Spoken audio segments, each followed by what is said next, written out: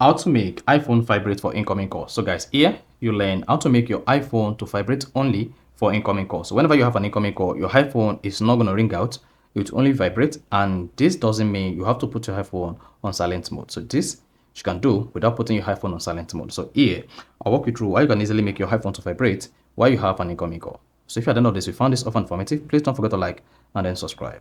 Then this is what you need to do when you want to make iPhone vibrate for incoming calls. Is go to your iPhone settings.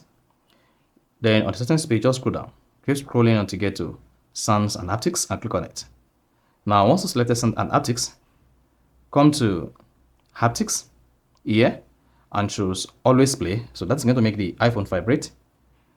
Now, once you enable Always on the Haptics, come to Ringtone and then reduce it to the barest minimum.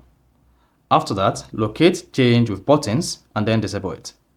Now, once you have an incoming call, your phone is not going to ring out, but it will only vibrate.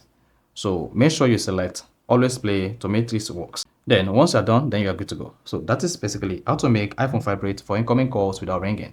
So if you found this informative, please don't forget to like and then subscribe.